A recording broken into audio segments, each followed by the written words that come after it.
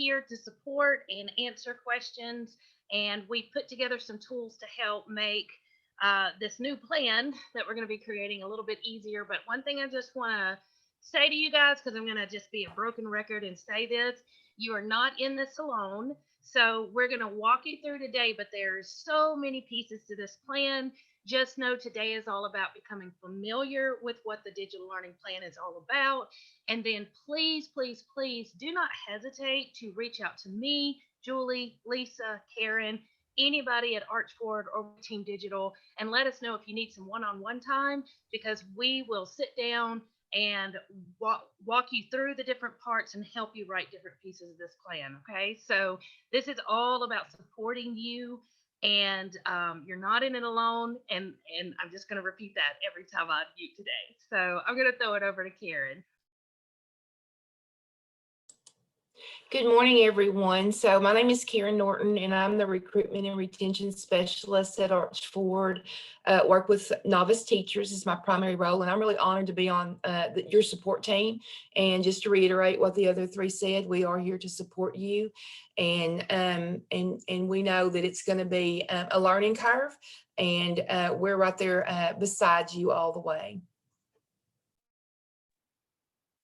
All right, thank you. So that's our team. We are all have been trained by Desi for these digital program options. And so again, just to reiterate, we're here to support you. Understand that this is the first and probably a series of sessions that we will be holding as you make decisions in your districts and your schools in terms of how you want to go forward. Then we are here to support you with that. And so we will continue meeting options today to give some feedback and let us know kind of where you are in terms of your thinking. And please understand that whether you are at the very beginning of, we are just starting to kind of talk about this and think about what we might be doing for next year, or if you've already got the plan written and you're just saying, I'm just here to kind of gather some things to make sure that I fill in all the blanks before I submit, you're fine wherever you are with that. Okay, so Lisa, I will go ahead and turn it over to you. I will say for anyone who has just joined, if you can rename yourself and put your district abbreviation at the beginning of your name, that will help me to get you in the correct breakout room when it comes time to visit about different options. So Lisa. Thank you, Julie. So let's go with this. This morning, we are really going to be talking about digital learning and the application process that Desi has released. And I will just want to start off by saying that the program is not for everyone. They really have looked at what has happened in the past year, and they realize that was a lot of crisis emergency learning that has been put into place. And if you're going to offer digital in the future, they just want you to take the time to really think out and plan out a way to really make that work and work well. So you're not required to do digital learning as far as the 2021-22 school year. And we're going to talk more about that as to how do I decide if this is for me for this year? Do I need a plan? Do I want a plan? And then if I don't, you have that top opportunity in future years. So first, thinking about digital learning, let's think about, we've been hearing all these terms: remote learning, online learning, virtual learning, blended learning, hybrid learning, and you just keep having all these different terms.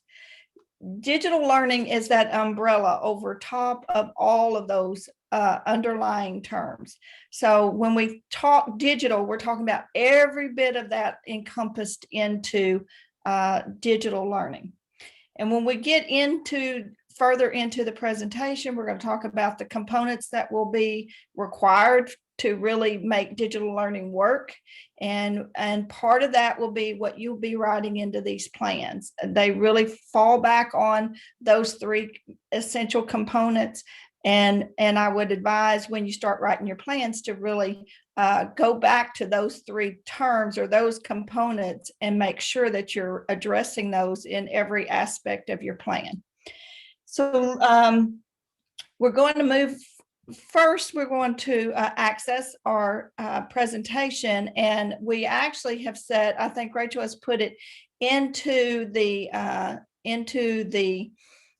chat, but I was going to have you just join a Pear Deck, and that way you can follow along as we go. So if you can open a browser window, and if you need to minimize the Zoom, it's minimizing with the yellow button up in the corner. Minimize your Zoom, go to Chrome and open a browser window. And I really recommend that you do it this way because there's other documents that we're going to have you link and open so that you'll have access to those as we work throughout this morning. So again, minimize your browser window or your Zoom window. Sorry, we want to keep the browser window up. I'll share my screen and you'll see the code for Pear Deck, and you'll go to joinpd.com, joinpd.com. And then you will use this code. YHCTZM. So that if someone wants to drop that in the chat, it's joinpd.com, YHCTZM.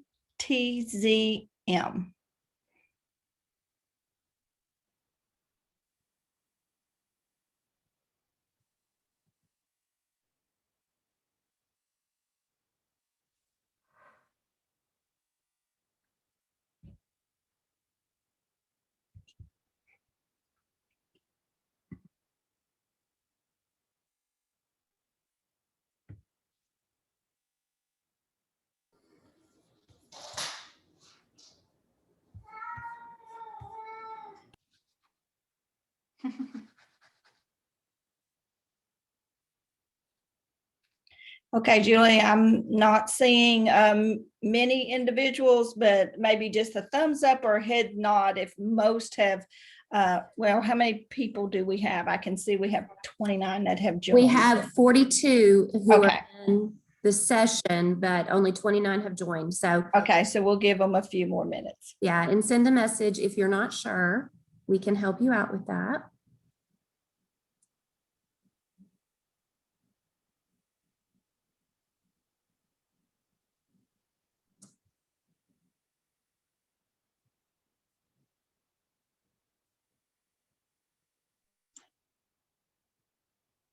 Julie, I'm struggling. This is Aaron. All right, Dr. Hossman. So you need to minimize Zoom. Okay, that little line. And then go to your internet, open your browser.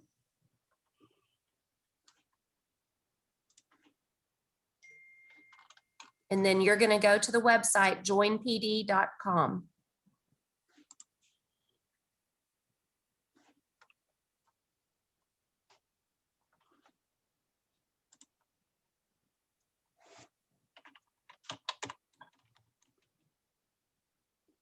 Well,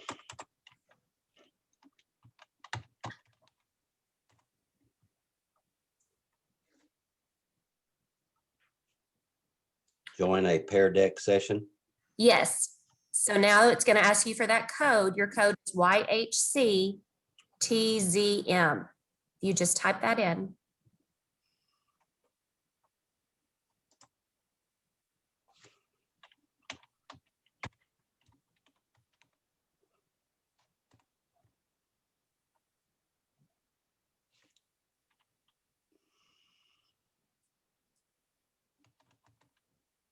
Prompting for my email.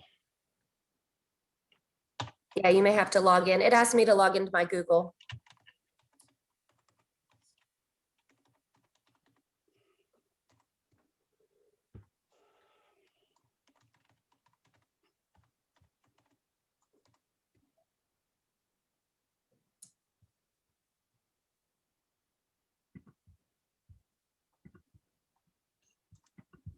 Okay, have you joined? Is it? Yes, I think so. Okay, then you should be fine. Anyone else have questions or need help getting in? I think in the chat, we have some who put direct links. Jennifer, thank you for doing that. There's a link to join directly and put in that code. Okay, Lisa, it says you've got 36 students in. Okay, we're ready to go then. We're going to start class. So we're going to move on. So the first expectation you want to think about is, well, do I need a digital learning plan? Is this the right fit or the right choice for my school? And so one, you may say, no, I don't think I want to. I want to go back to the normal school year with all students on campus.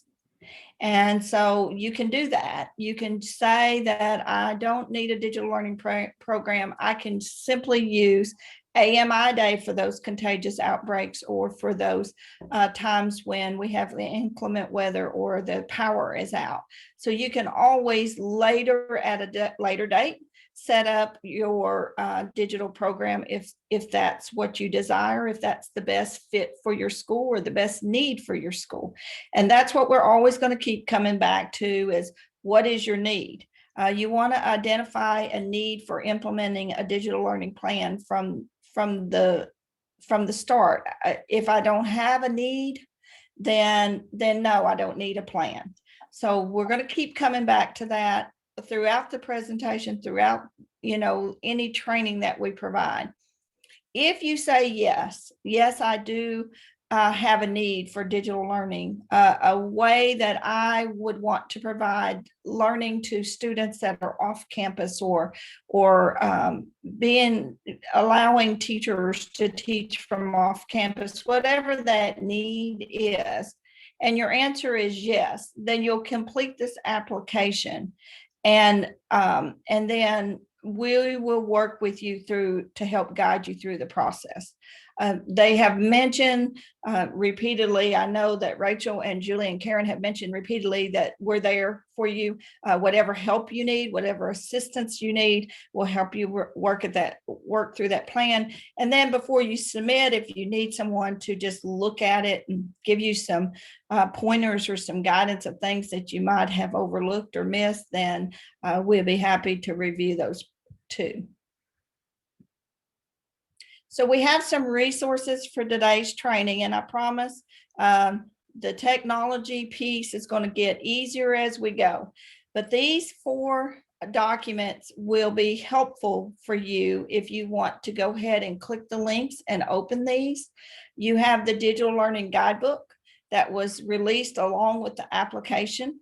So that's there. Then we were able to go into through one of the superintendents at one of the schools was able to go in and get the application and I think Julie and Karen and Rachel took that and made that into a template so that you can work in it outside of LEA Insights and make your plan before you actually go put it into the actual application process.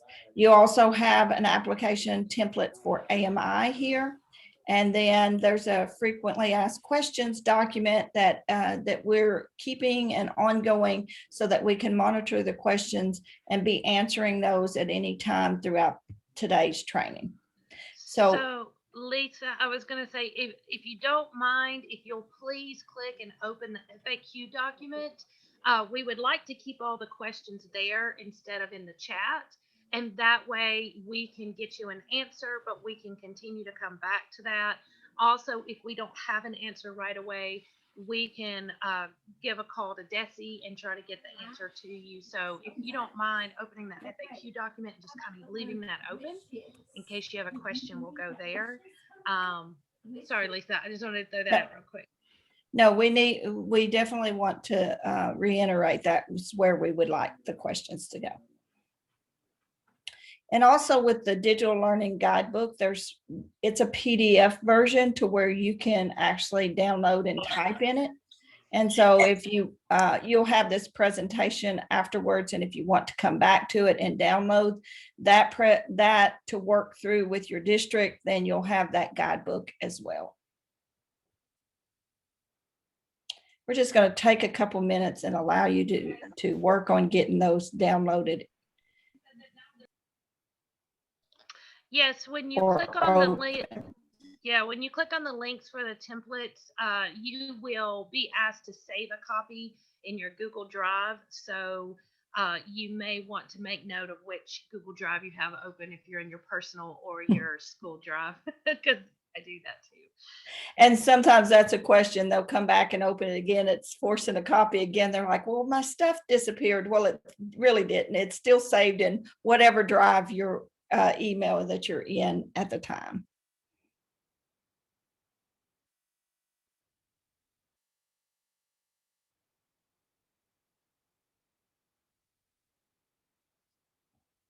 So you have your guidebook, you have your application template. That's the actual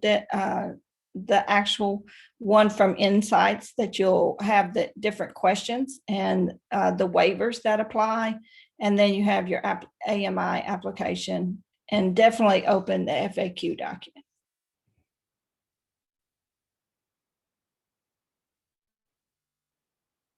All right, we're going to move on. If everyone's okay, kind of gauge the crowd, Julie, and tell me if they're ready or if we need to hang around for another second. I think And we'll always can come back and share these out again for sure during the day. Okay, so our objectives today are to identify the guidelines that are have been established for digital learning programs in Arkansas, and to really explore the essentials of digital learning by looking at this big picture that they have in the guidebook, the big picture of digital learning.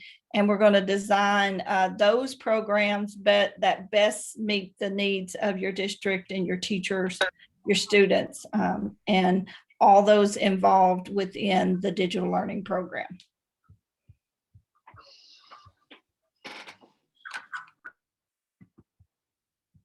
So what are the guidelines that we're going to look at? We're going to first look at what is the digital learning plan. So if you choose to offer a remote digital program or a digital program that's going to require waivers for the next school year, 2021, 2022, you'll need to seek state board approval.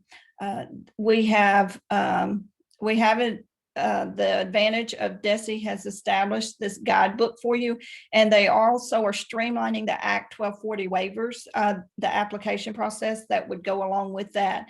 And from what they have said, they will take the approved applications and they will take those all before the state board at the same time to get those Act 1240 waivers applied and approved. Lisa, can I just clarify here?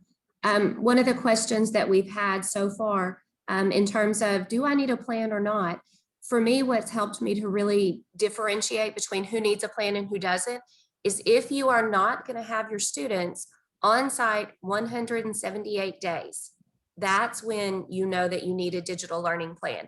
So if you're thinking about doing something where maybe we have virtual days built into our school year, well, if we're not going to have our students there 178 days, then yes, we would need a digital learning plan for that.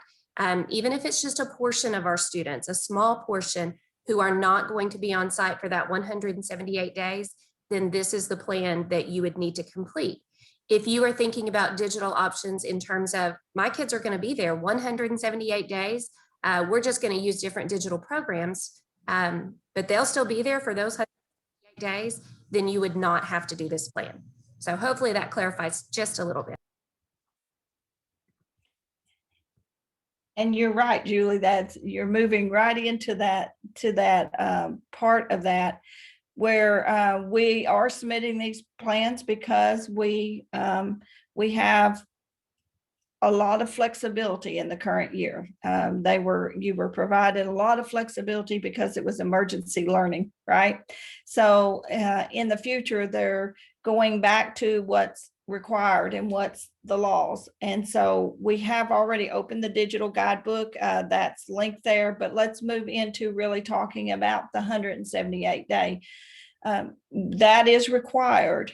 And in addition to that, we know that we build in an extra 5 days that is required into your calendar. So as Julie stated, if you are having 178 days and all the 178 days, all of your students are on campus learning, then you don't need a plan. I appreciate Julie jumping in and stating that, because that is where you really want to go. If you're going to have students off campus at any time during those instructional days, then you would need a waiver for that, and you would need the ability to put that into place. And the 170 days, of course, is meeting those standards of accreditation. I don't remember, and Julie, you might remember what the start date of school this year is. I remember seeing it on some documents, and the dates have left me. Yeah, does anybody happen to know what that is? It's 16th. Thank you, Dr. Fisher. Yeah, August the 16th. Okay, thank you.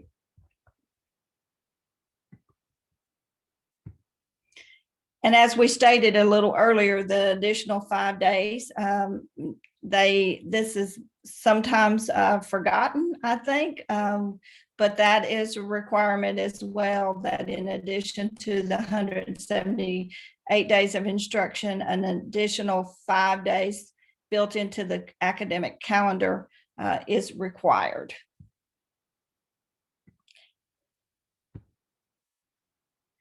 So that when we look at the 2021-2022 school year, we've provided some videos for you prior to this of the different types of examples that they may have had, as far as virtual and online, remote, distance, or even blended models of learning. And if these are to be implemented as part of your current LEA, then you would want to do a digital program if you're doing any kind of option in which they would not be on campus, or if you need a waiver for the type of innovation that you're trying to implement. So Lisa, can I jump in and ask a question? Because you explained this to me the other day, and I think it was very eye-opening. So there's some schools that have asked, why don't we just go ahead and apply as a charter or a charter conversion? Do you want to explain a little bit about why we're not going that route right now? If you were going to apply for a charter or district conversion charter, that's a different process. And so that, of course, is a different LEA number that is given to that charter or district conversion charter.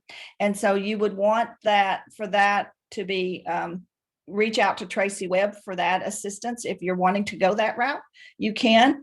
This actually, as far as the digital program, keeps it under your current LEA. And if you have waivers, there's 6 waivers that are applied for the digital program, and that is attendance, that is clock hours, recess, teacher load, class size, and the 6-hour instructional day. And those are the 6 waivers that they feel like would apply to this digital program option. If you're looking for waivers outside of that 6, then you would want to go with a district conversion charter with its own LEA. So as long as it applies to those 6, the innovation you're trying to implement falls within those 6 waivers, you don't have to use all 6. You can have, 1 or 2 of those waivers that you're applying for. But if it's waivers that you need outside of those 6, then you would want to go with a district conversion charter and apply that direction. And again, the person that you would need to speak with is Tracy Webb. Are there any other questions? Did I answer your question, Rachel?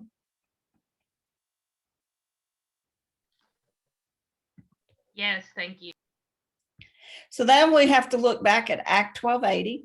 And if you remember, this is requiring that every high school student take at least 1 digital course for credit to graduate.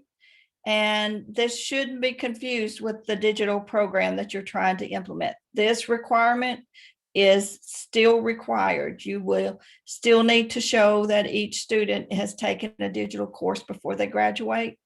but this should not be confused with the digital program that you're implementing. This is still in place and you would still need to do this. Are there any questions about the Act 1280? I think everyone's pretty much has done this long enough that they know that. And I didn't think it would be much confusion, but we wanted to be sure that we brought that into the presentation. So anyone that knows our planning and the ESSA planning, that we always are wanting to look at how this is going to fit into the plan, do, check. And so listening to Ms. Kaufman at DESE, she definitely wants you to think about this process and how it aligns with the ESSA planning of plan, do, check. So as they began writing out the program and thinking about the guidebook, all of these components are built into, if you follow the guidebook and how they're guiding you through writing your program application, these pieces will be all built in, and you will not have a problem when making sure that you're showing how you're going to plan, how you're going to implement, and how you're going to evaluate your program from that point after it's implemented. Do we have any questions or comments on this? Remember, as you're developing your plan, to always be referring back to the plan, do, check.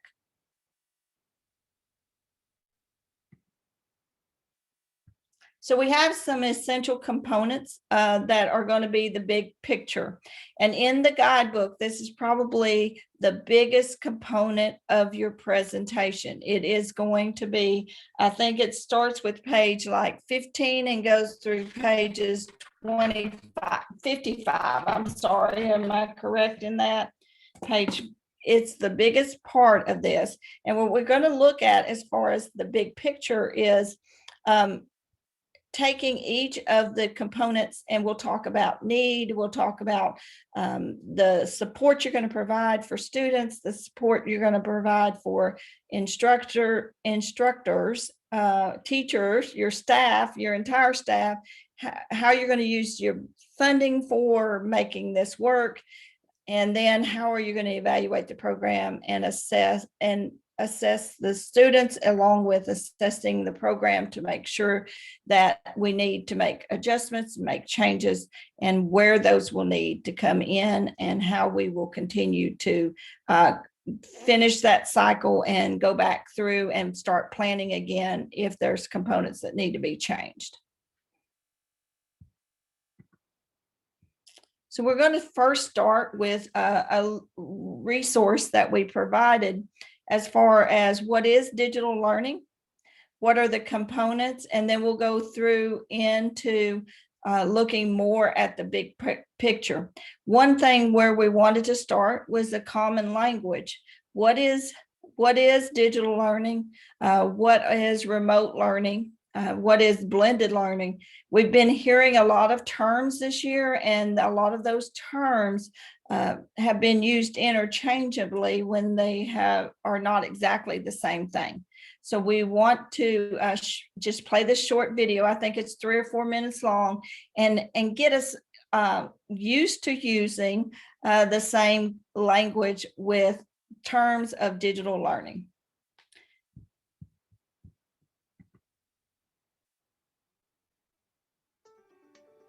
Is your school providing digital learning? It is important to know your intent. Do you want to provide blended learning? Are you looking to start a virtual school? Are you accommodating your remote students? This video will help you explore your options so you can select the path that best serves your school and your students.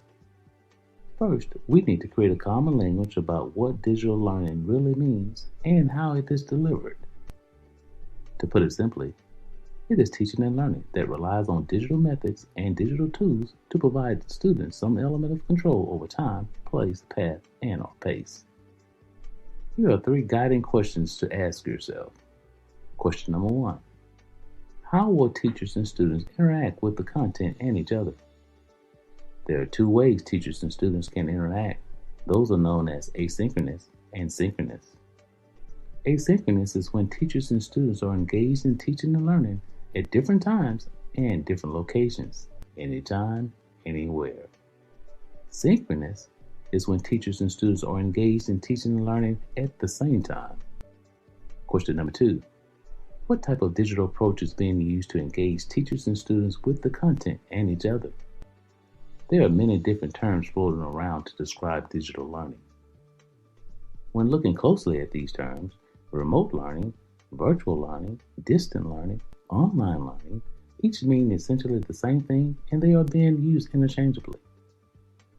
In these educational environments, teachers and students are not in the same place. However, the instruction and learning may take place asynchronously, synchronously, or a combination of both. Blended learning is often used interchangeably with the other terms, but it has a distinctly different meaning. Blended learning is when students learn at least in part through virtual online learning with some element of control over time, place, path, and/or pace, and at least in part in a supervised brick-and-mortar location away from home, such as a school or learning center. It provides a combination of both traditional and online learning. Question number 3. What platforms will be used to communicate and deliver content and instruction? Platforms are basically the software teachers are using to communicate and deliver content and instruction. There are 2 main platforms to deliver content and provide communications. These are known as Learning Management System and a Content Management System. A learning management system is a software application that helps the online teacher deliver content to the students, administer and analyze assessments, track students' progress, and manage records. There are many LMS options available, some free and some for purchase. Research the functionality to find the system that best serves your needs. It's important to note that your content provider is not the same as your learning management system. Content providers supply the curriculum content to be used inside the learning management system. For example, ABC Virtual Curriculum could be the content provider using XYZ as the learning management system to deliver the content. A content management system, on the other hand, is a simple computer framework application that allows methods for managing content from a central location. Once again, be sure to research whether a learning management system or a content management system will best meet your needs. The last platform to explore is video communication software. This is an online software for facilitating live conferences between 2 or more participants at different sites to transmit audio, video, and text data. Sometimes these tools are available within the LMS or CMS, and some are used outside the system for communication and collaboration. Now that you know more about digital learning, hopefully you will be able to better understand the ways in which it impacts students' voice and choice through providing them some control over time, place, path, and the pace of their learning.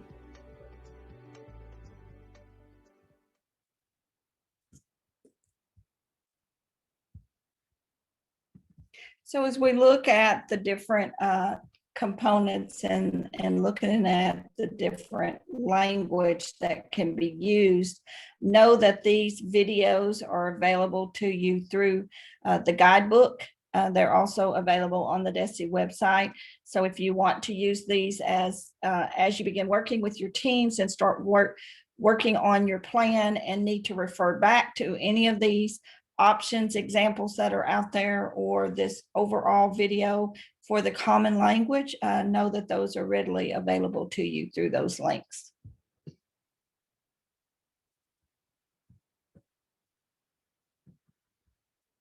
So as we talked about the essentials that are needed for digital learning, we have to look at these 3 components. How are you going to interact, or how are your students and your teachers going to interact? What delivery are you going to use in order for that to occur, that learning to occur? And what platform is going to be the foundation for delivering that content? So interaction is synchronous and asynchronous. We have synchronous. I'll start with that one, and that's when your teaching and learning is occurring at the same time. Zoom or Google Meet could be a style of synchronous learning. You have your students and your teacher or instructor on at the same time.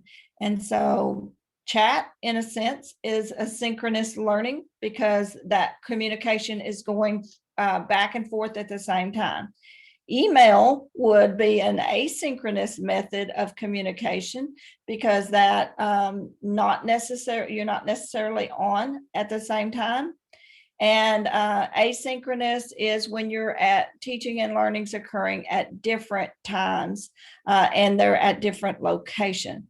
This is your anytime, anywhere learning using instructional technology to make it happen. Is there something that we need to reiterate or clarify on the types of interaction? Okay, so in the delivery, we have two basic methods of delivery. It's virtual, online, remote, and distance. Those are all really used interchangeably. And so the students and the instructor are not in the same place in this instance. They may be using this as totally asynchronous learning, synchronous, or as a combination of the two. So it's asynchronous and can be synchronous, but it's when they're not in the same place. When you really look at these definitions and try to identify differences in them, there are not enough difference in order for to clarify that virtual, online, remote, and distance are any different from the other. But what we have heard in the state is that people tend to use virtual interchangeably with online because they think of it totally as online learning, no interaction other than through the learning management system with their students. And then remote, in our state, people tend to think of that more as I'm using some Zoom, I'm using some other methods of learning, and not everything is online. And those are more how that's a little classified a little different as far as the terminology in our state goes. Blended and hybrid is different in that students are learning at least in part with online delivery, giving students some element of control over the time, place, path, or pace in which they learn, and at least in some part that they're on campus. They're at a school or learning center. So with blended, you're looking at least some part they're on campus and part online. They may be on campus 178 days using blended, and then using online methods within the school day and locally on campus to make that a blended model of learning. And then when you look at the third component, that's your platform. What are we going to use to make this content delivered, to help deliver this content with the staff that we have, the instructors that we have? So you have a learning management system and you have a content management system. Those platforms are very similar in most aspects of it, but the one thing that you can think about is when you look at a course management system, it's usually easier to build in. But with that, you probably do not have as many tools and activities that are housed within the system to be able to deliver as you would in a learning management system. Reporting is much more robust in a learning management system, and most of the activities and tools that you have are built directly within the learning management system. You're not linking out quite as much as you would maybe in a content management system. And then with your video communication tools, that's things such as Zoom, probably the old CIV back in the day when we remembered that. Google Meet, any of those communication tools that Microsoft Teams, however you're using to talk in the way that we're talking today, so we can see and hear one another. So these are the three essential components that I mentioned earlier, that they will be throughout the guidebook, referring back to what's the interaction, how are you delivering, and what's the platform that's going to be used. So everything about your digital program, remember these three components and be referring back to, am I including these components in the way that I'm writing my program? Am I identifying what is needed? We're not going to watch these videos today. I understand that you were giving these videos prior to today's training, and they're all short. They're a minute to probably about 2-minute videos for each one of those, but these give you some examples of options of digital learning and that you might be currently using in your school, or you may be thinking, okay, my current example didn't work, so I'm going to look at some of these examples and think maybe I should think about it in this way. And that's the purpose of the digital application. What can I change? What worked for us? And I can write that all into my plan, but what maybe didn't work, and how can I alter that? And we just wanted to provide resources that could help you be thinking in different methods if yours didn't work. So we're not going to watch each of these videos, but what we are going to do is we're going to have some checkpoints based on the videos. You have the option to answer some questions. I'm going to give you a second, and there's about 6, I think, checkpoints. So we're just going to go through the slides and we'll talk about each one.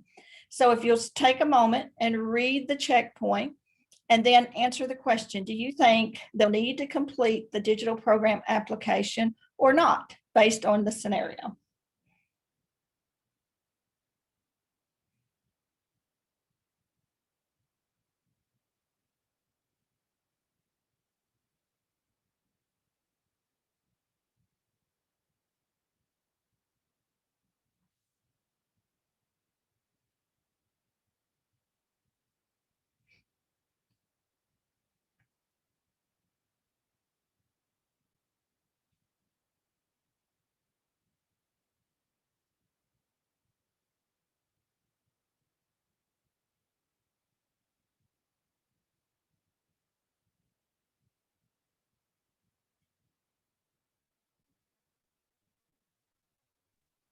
And Lisa, you may want to go over if you're going to participate using Pear Deck, how you do that. Do you just click your answer? Is that? Right. If you're in the Pear Deck, and we show that we have 40 in the Pear Deck, you just click your answer, yes or no.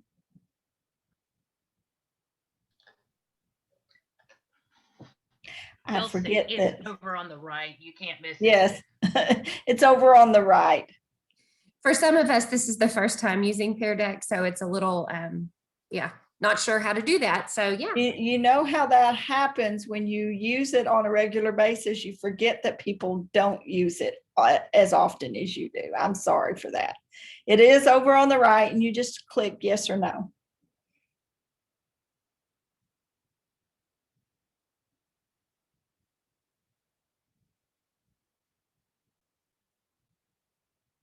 Okay, we're going to look. We're going to give you another few seconds to answer.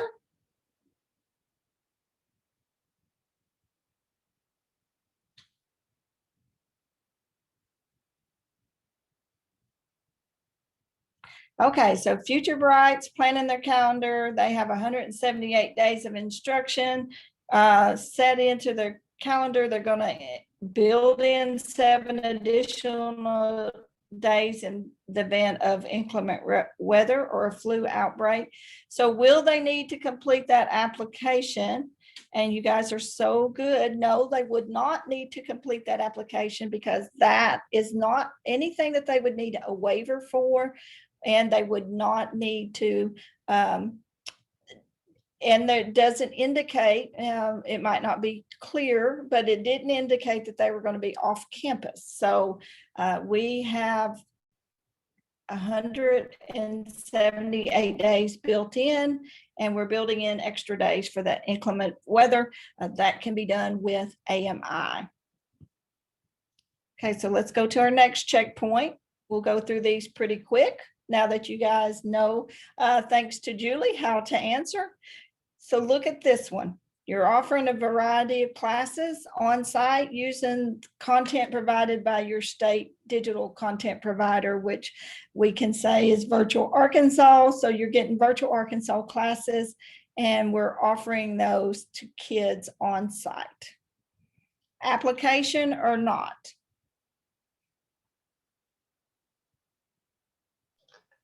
Again, We're getting just brave now. We have a lot more responses.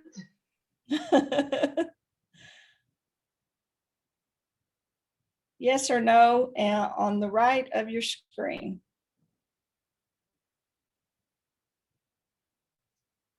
Okay, they're coming in fast now. They're getting the hang of this.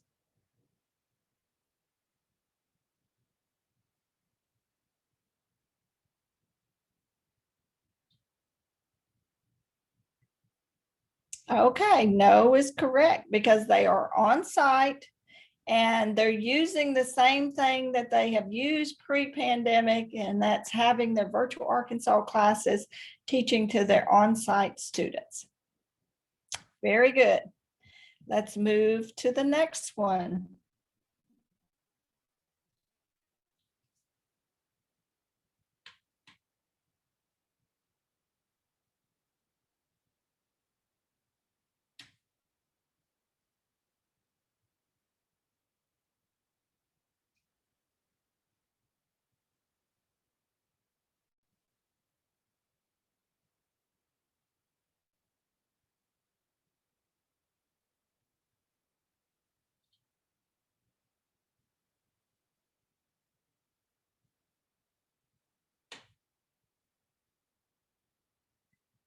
And the answer is yes.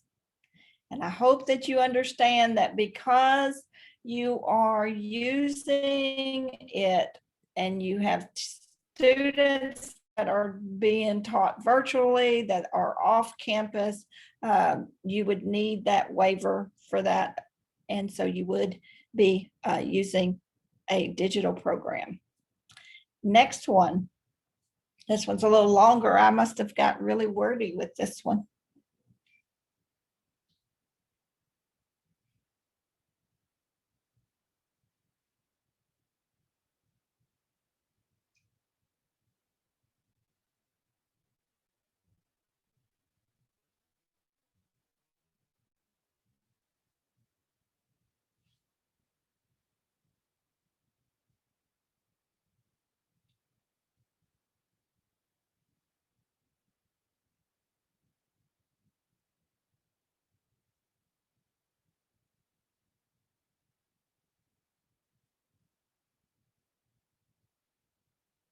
Given a few extra seconds to read this because it was so long.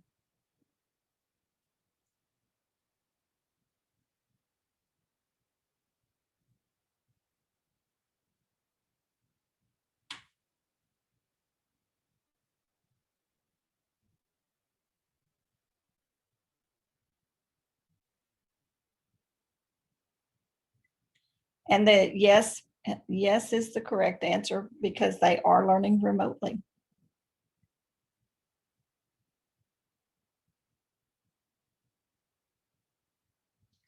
In this particular instance, and I'll help you out here, they're meeting, you have virtual students at the same time that you're delivering in-class instruction to students on site. And teachers will be meeting synchronously, so everyone's going to be online at the same time. So the on-site students will be required to be on site for 178 instructional days. Application or not?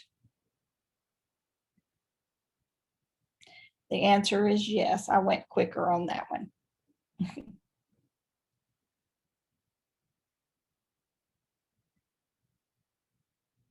So we're going to take a few minutes to go to the breakout room. And I think as we have mentioned in the past, we throughout this presentation, we're talking about what is your need? Do you have that need for a digital program?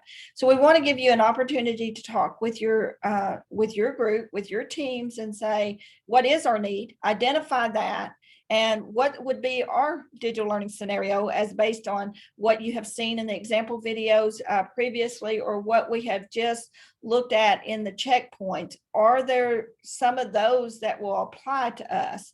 And then you can go look at page 14 of the guidebook and start looking at that and looking at where that need is. And we're going to go a little deeper into that page 14 guidebook a little later in the presentation and talk more about that.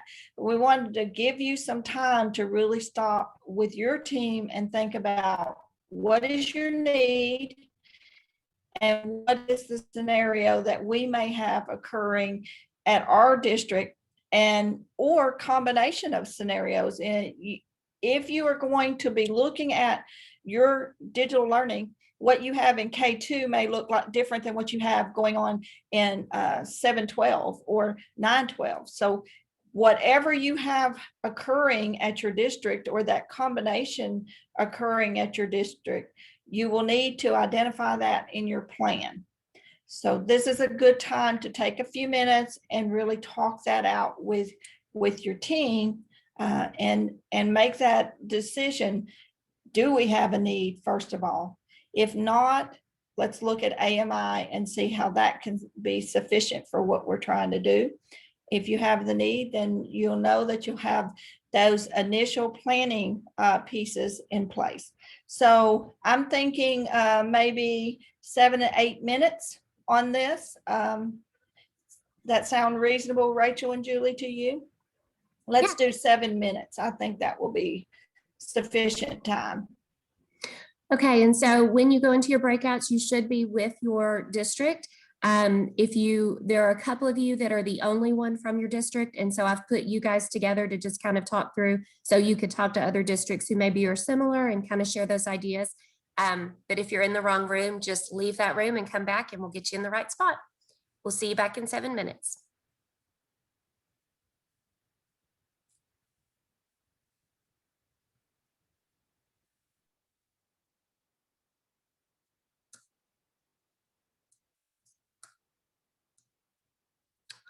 Okay, and Larry's iPad, if you can tell me which district, I wasn't sure for you, I can put you in a room.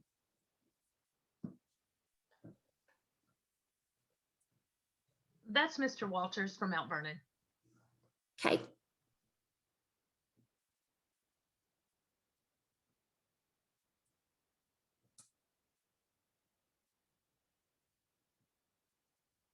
I'm looking where I put Jennifer.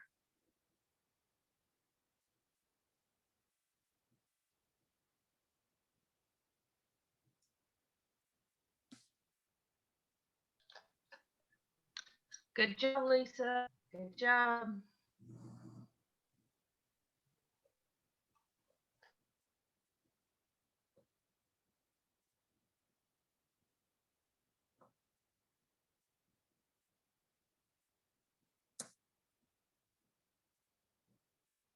Lisa, you were saying something about Tracy Holland. She's here.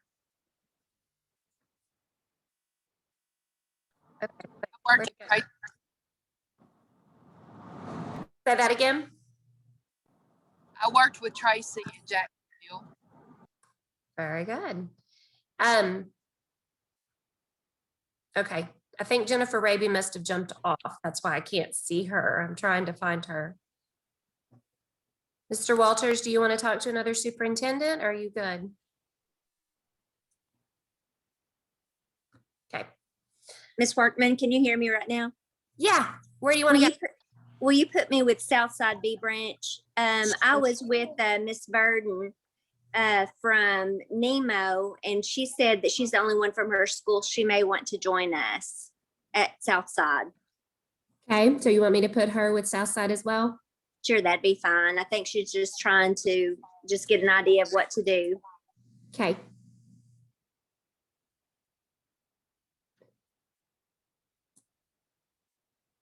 And I'm going to put him with Mr. Daniel.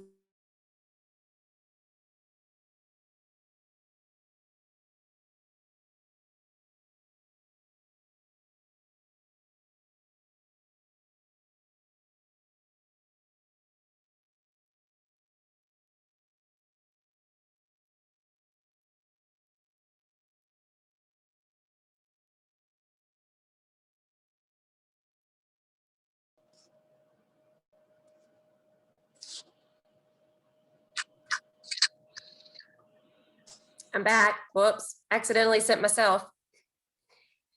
Craig, can you tell me what district you're from? I can put you in a breakout room with your people. South Conway County. All right, just wasn't sure which No, correction you had. Let me see. Mr. Halbrook just called, so I guess when I took the call, it cut me off. I don't know. Not a problem. Let me see if I can find your group.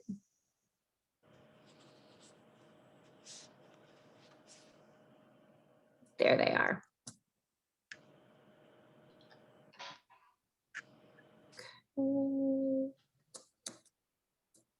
I'm here, y'all. I just can't turn my camera on at the moment. Okay, Julie, did you set a timer when you sent them in? I did. Okay, We've got 3 minutes left. okay. Good job. Um, 'Cause I was like, Yeah. what? No, I've learned to do that. Lisa, your internet's dragging a little bit. I don't know that there's anything you can do about that, but just so you know. And we all have been like, is it you two? And so, so she can pick up the slack if anything happens. So I'm sorry, I didn't realize, but It's I'm not on. all the time. It's just like every once in a while, you know. Just every like so the often. word just gets really long. They're like, oh, Yeah. she really has a southern drawl, huh? sound like she's had a little something to drink. Too early. I It's don't going really drink well. anyway. It's going really well though, Lisa. You're doing an awesome job, I think. Well, it threw me a little bit. I went through all the slides last night and I was like, okay. And went through it. And I was like, why do I feel like I'm just being so cut and short right now? I don't know, but I think just- you're anyway. doing great. Yeah, I think it's fine. It's just information and it's all new to them. And so, you know, it's hard to right. or that they're probably still, you know, talking through some of that. So I don't And know. I Those saw- scenarios they just got the hang of those scenarios. So I was like, you know, I think that they're getting it. yeah. Mhm. That helps. I just didn't want to go too many. And after I made them, I was like, because I based them on every one of the scenarios and I was like, wow, these are too many. We just need to cut some of these out. But I didn't. I left them in there. I think that, yeah, I'm glad you left them in there. I think it was good. I like the way you did it too, where you kind of went faster. Because I was thinking about like a Kahoot game. Yeah, we'll start going in a little faster. Yeah. And are you going to talk about the fact that they might have multiple scenarios going on? And that's okay. Mhm. And we can talk about that when they come back. For sure. Sorry, I jumped in and said I don't want to throw you, Lisa. Sorry, go ahead, Julie. What was I'm that? sorry. Oh, no, go ahead. I was going to say, Lisa, I don't want to throw you, but you know, if you don't want to do this, just tell me no, because you know I'm notorious for being like, let's change it. We're going so like I didn't think we'd get this first section done in an hour, so I'm like really excited that we're going through everything pretty quickly. I was gonna say when we get to the last hour to like 11 o'clock, we should be through like the big picture and the rubrics and thinking through the stuff. And I was going to say, if you're okay with it, you know, I would love, and I can do this because Charlie's going to be done with her class here in just a minute. I would love to pull up that digital learn. Okay, I'd love to pull up that digital learning template and kind of walk through all the pieces the last hour. If you're yeah, okay that sounds good. We could do that. Okay, all right. Are there many questions on the FAQ? No, Rachel's questions and answers. I'm adding my own questions and then answering them. There you go, Okay. about 5 seconds. If everybody will mute as you come back in.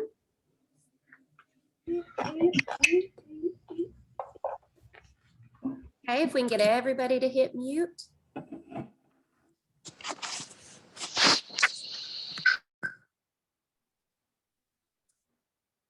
Okay, Lisa. It's back. Thank you, Julie. So hopefully you had some time to talk about your need at your district within your breakout room, and then, or with those districts if you were grouped with others, and then thinking about your digital learning scenario or scenarios. Remember, we said before the break that you may have a combination. You may have different types of those examples going on at your district. You may have some examples where you have teachers teaching to so many periods a day to on-site students, and then so many periods a day to remote students, or you may have that opportunity where your students, you have dedicated teachers to off-site students, and then you have those other dedicated teachers to just strictly on-site. So looking at all that combination, do we have multiple different pathways happening at our district, or should we? When you begin looking at your need, you may say, in this particular grade level, we found that, we'll just say K2, we found that it works better if we have teachers teaching synchronously to the younger grades, to where they're using Zoom or Google Meet, and we're still going to offer that remote off-site availability, being virtual students, but we're going to make sure that in our lower grades that those teachers are only teaching synchronously, and then having those activities for students to do off camera, and then report back when they come back. But then at the 7-12, we know that students can be more self-motivated, or they know where to go find their content. They're familiar with using, our Google Classrooms, or they're familiar with using the content provider that we have hosting. And so at the grade levels, that we can do an asynchronous model with students checking in to a Zoom once a week, and make that an expectation for your students, or twice a week, or however you want to set that up. So you may have different, depending on your schools and what you have going on at those different schools, you may have different components. However, you need to make sure that you identify those in your plan when you write your digital program application. Any questions or comments before we move on?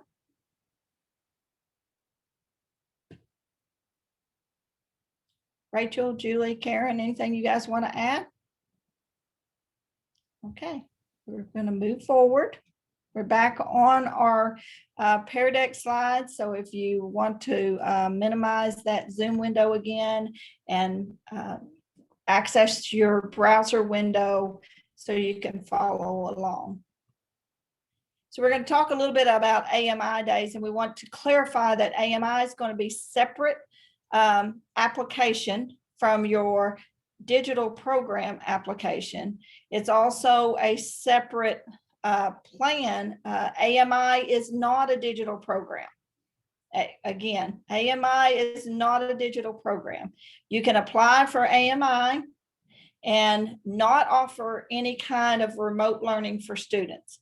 And the AMI can take care of those contagious outbreaks and those other components that are out there, that, it's clear from what AMI was set up, what it can be used for.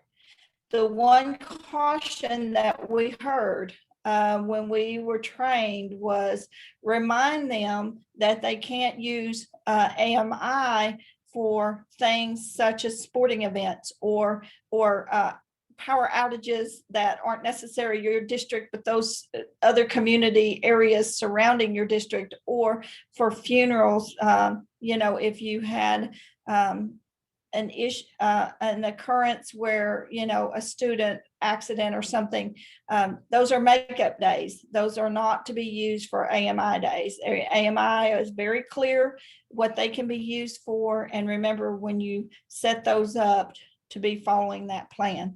There's also a video on this slide. We're not going to watch that one either, but it is AMI. And we have gotten the question, well, can I have virtual learning? Can we have virtual learning using an AMI day? And the answer is yes.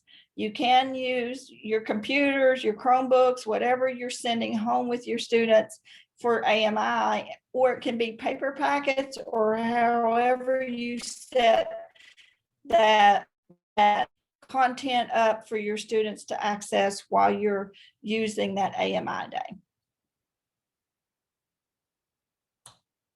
Any questions about the AMI? Again, old school, you guys know about this. It's just reiterating that it is not a digital program. I did want to mention, Lisa, something that Deb Kaufman said. If you are doing a digital learning plan, then you will probably most likely have to submit an AMI plan as well. They are two separate things, because if you're doing a digital learning plan, the idea may be that you're going to expect students to continue learning if you have to close the campus down. So if you're doing a digital learning plan and you are expecting students to work, in the case that they're not coming on campus, you'll have to also submit an AMI plan. Good point, Rachel.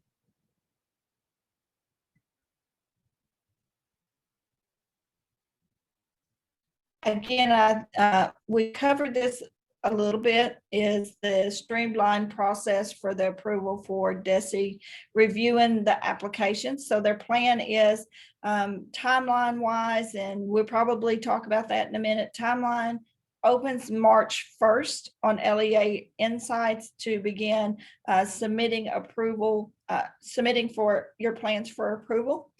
They'll review those applications. They're going to recommend the approval to the State Board of Education and streamline those waivers approval process for you. So depending on the type of programming that you're implementing will depend on what flexibility you'll need and what type of waivers that you'll need. And you can implement, I think we have said this more than once, you can implement more than one type of digital program to meet that innovation that you're trying to implement and provide those digital learning opportunities. There is, again, a link there for the AMI application template that, again, the AMI application is also on LEA Insights, but Julie and her team have taken that one along with the digital program application and pulled those off into a Google Doc so that you can make a copy and work in those documents prior to submitting on LEA Insights. So we're going to look more at the big picture. So here are the components. We talked about the interaction, the delivery, and the platform components that are essential to digital. Now let's look at your district and what pieces will you need to have in place. It's much like thinking like a strategic plan in a sense, and what are the needs and what are the components that are going to support your program to meet that need. So looking at the big picture, we start with number one, which is the need. Why would I need a digital program? What need is it going to address? And then you want to also think about the capacity. How am I going to implement it? Do I have the funding? How's that budget going to look? Do I have the staff? And, I might want to implement a digital program and may have to think about what staff is available. Then also think about how you're going to communicate this out to not only your staff and your parents, but your students as well. What is going to be the lines of communication, establish those, looking at the different protocols and practices that would need to be in place, and policies would go with that as well. Then you want to look at your technology, what top technology. You may have plenty of technology, but you may also need to be thinking about connectivity. Students, what devices am I sending home with students? Am I sending home hotspots? Am I providing Wi-Fi on the bus? Am I possibly providing the community location for them to upload and download the work and the content as they need it? You have to think about the equity for all students whenever you're looking at this. And that's a big piece that they're going to be examining is, am I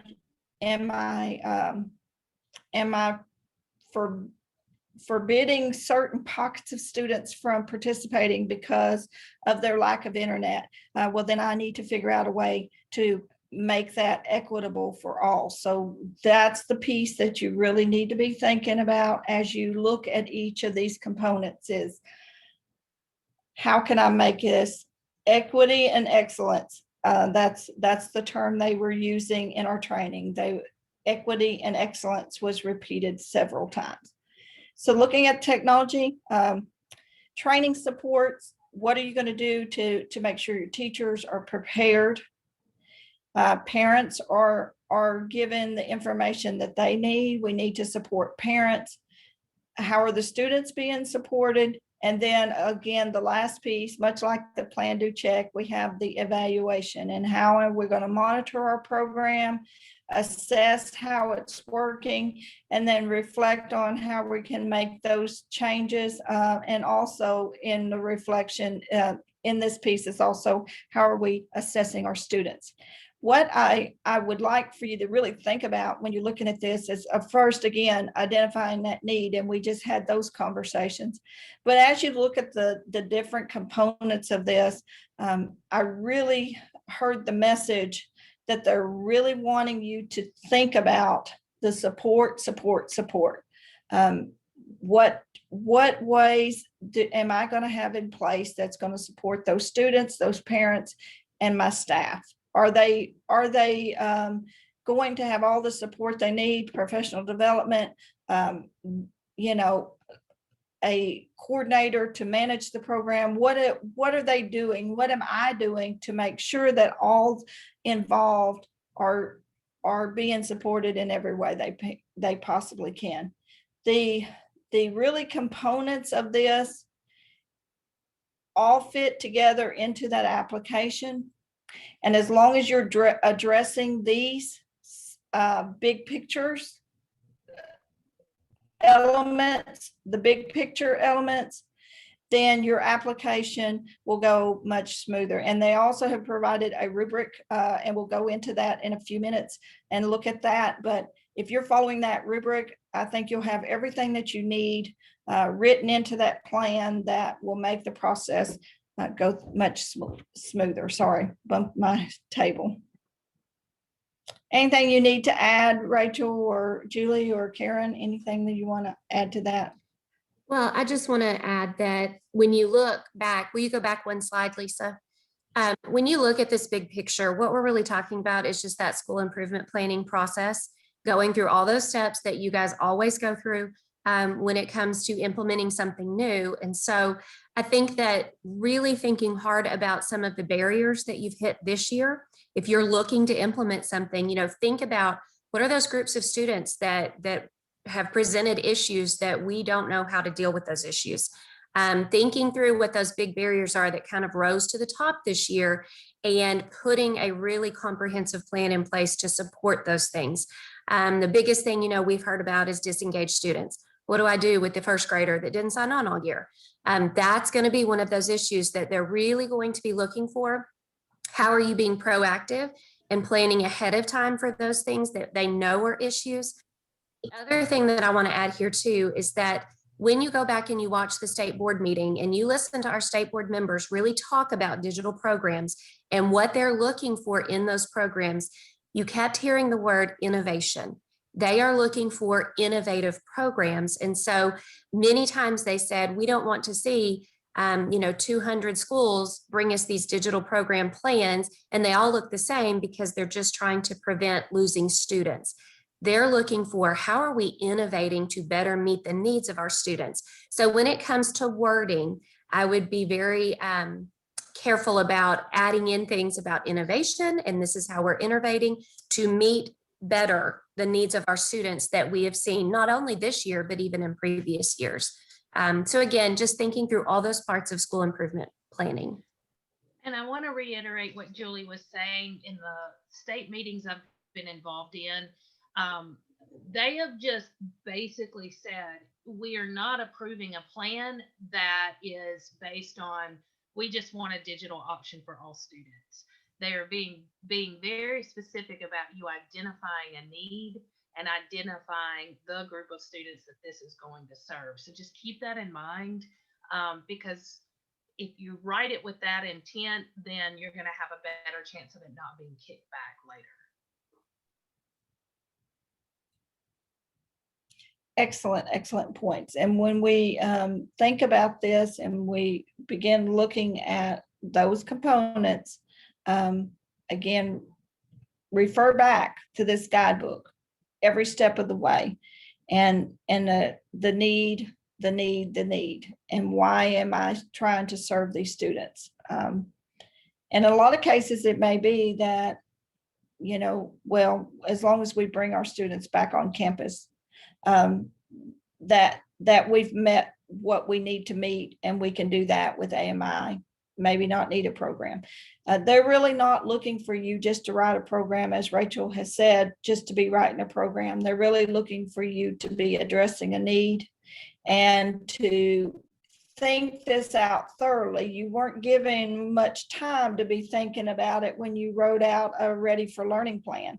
We didn't have much time to be thinking out the process. Now you have time to be thinking through the process. You've been through 1 year of crisis learning, if that's a term that we want to use, and you've learned a lot from that. And so then you can take what you've learned and begin forming that into a well-defined plan.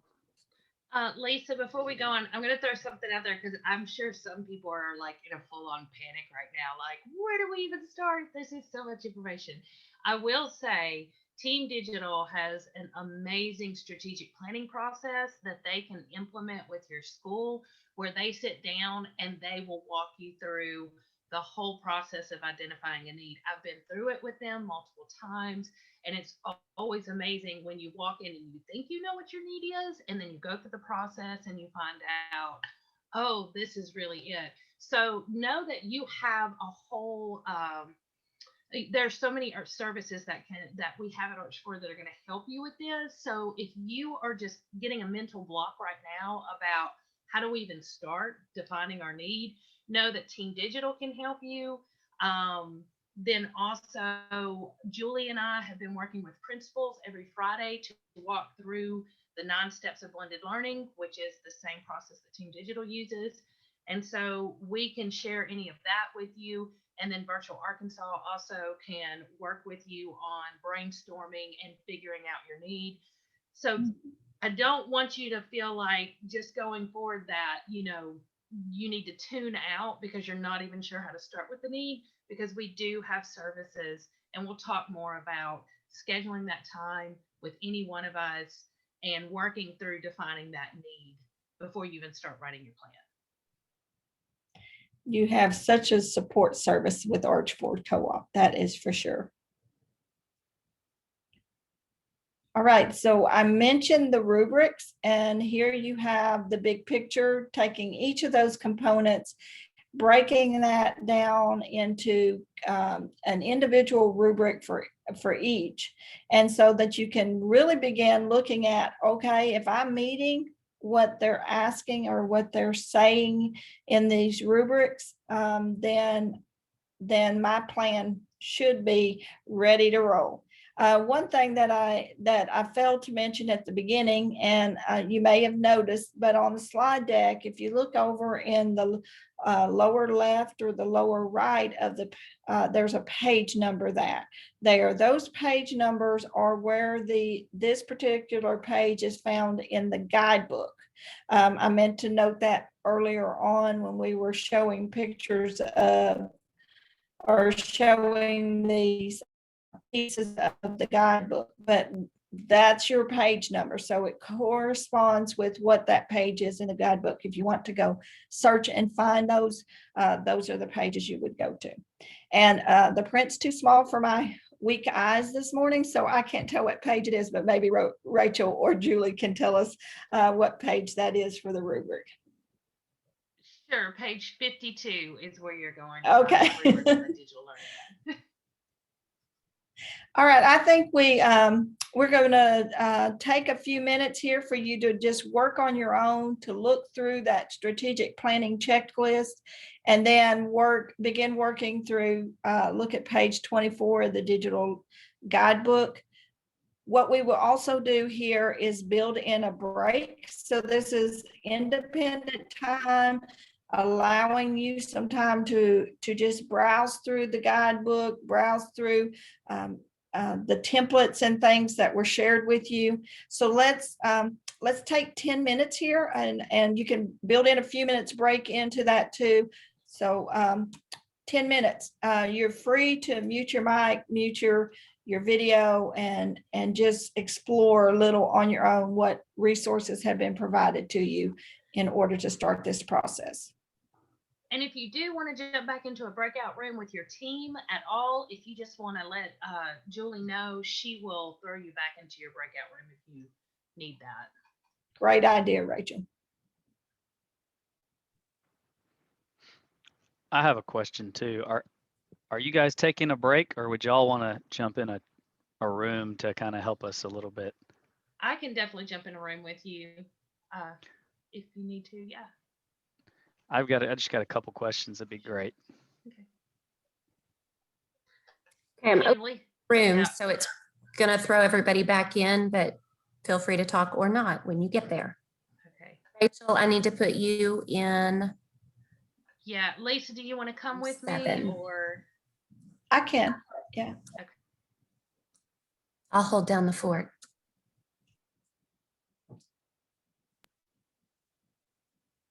Oh, I just got rid of everybody.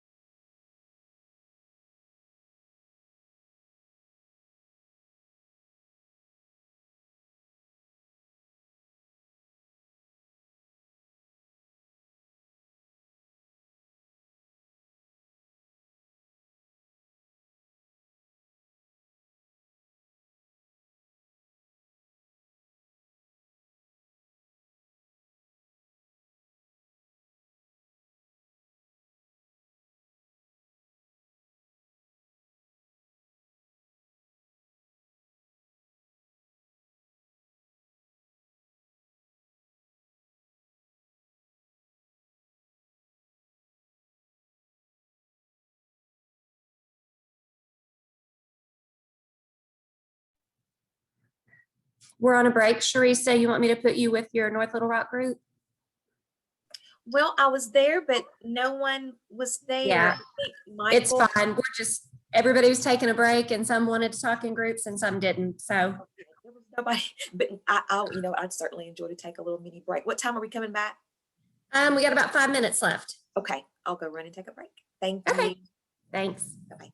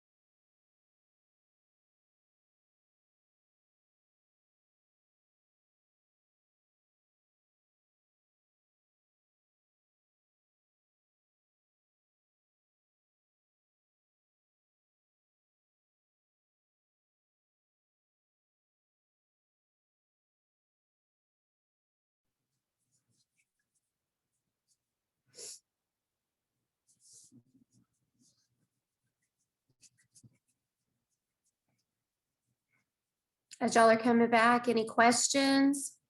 Anything that your group has been talking about or individual questions you have that you want us to be sure to include?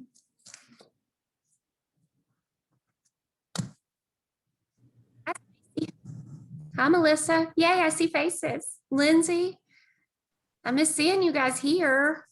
Tiger. We miss seeing y'all in person too. I know. Hopefully it won't be too long. We'll be back in person.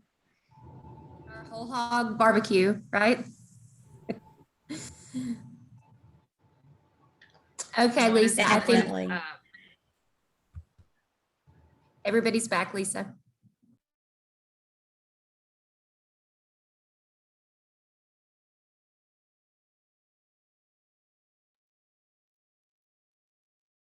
Let's try unmuting. I hope everyone had a little bit of time to work in, talk about their need and talk about their planning and how you're going to form your teams and go forth. Were there any general questions before we move on? Sure. We had a discussion about dealing with SPED students or dyslexia students and how to meet the needs of those special populations virtually. In any guidance or suggestions that have come up with that? As far as the plan goes, I think as long as you're addressing how you're going to do that, and I had this a similar question yesterday, and as long as you're, the question was, can we bring them back on campus for those services? I'm not sure about that, and that's probably a question that we can pose and get the answer. And Julie may already know the answer to that one as to how. But that was the question I received yesterday. How can we show, because in some cases like ALE, they show no more than, 49% is computer, time. So those are clarifications that we probably need to get, that if we can effectively provide services using Zoom or in part of the time, and then maybe have some way to set that up for face-to-face, then I would see that would be an approved process, but I can't guarantee that. One thing that I do know is, state testing would be an on-site that would be written in. I'm almost certain would have to be written in as being on-site at the campus. So if you're offering remote, if there's pieces that might need services on campus, I know with this year it was because, afraid of coming back on campus. But, in future years, setting those expectations with the parents and students about certain services, I don't know that would be denied. But again, we can get clarification. Julie? Well, and Melissa, what I think you're asking is, how do we do that? Like, what is the best way to do that? In terms of the plan, you've got a lot of flexibility. Okay, so I think that's a different type of discussion in terms of what are the best practices for that and how do we most effectively do that.